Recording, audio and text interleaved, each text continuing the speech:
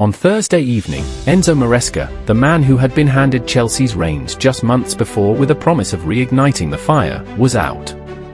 The club's owners, the enigmatic Blueco Consortium, had watched a once promising partnership dissolve into a spectacular breakdown of trust and vision. In the corridors of power, whispers turned into urgent phone calls, and the hunt for a new helmsman began in earnest.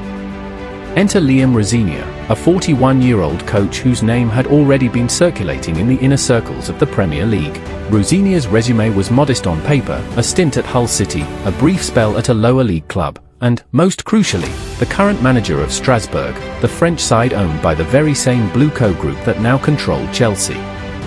The connection was more than coincidental; it was a strategic thread that could weave together two clubs under the same corporate umbrella. Sources close to the decision-making table confirmed that Rosenior had vaulted to the top of the shortlist by nightfall. His admirers within Blue Echo's hierarchy praised his hands-on, adaptable style, and his ability to read the game like a chess master.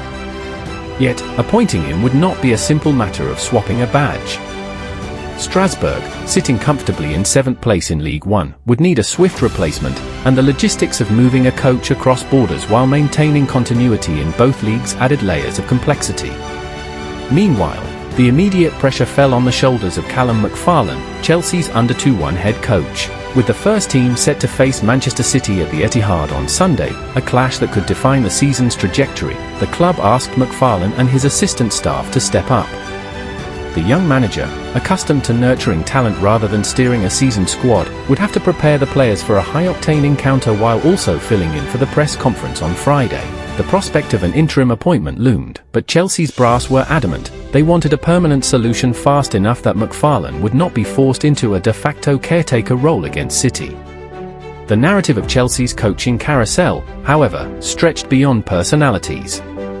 It was a story of corporate chess, where a multinational ownership group maneuvered pieces across European leagues, balancing ambition with pragmatism.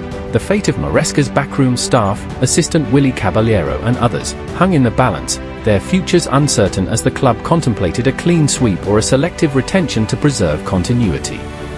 As the clock ticked toward the weekend, the club's communications team scrambled to draft statements, the fans hovered over social media feeds, and the press room buzzed with speculation. Would Rosenior accept the challenge, leaving behind the relative calm of Strasbourg for the relentless spotlight of Stamford Bridge?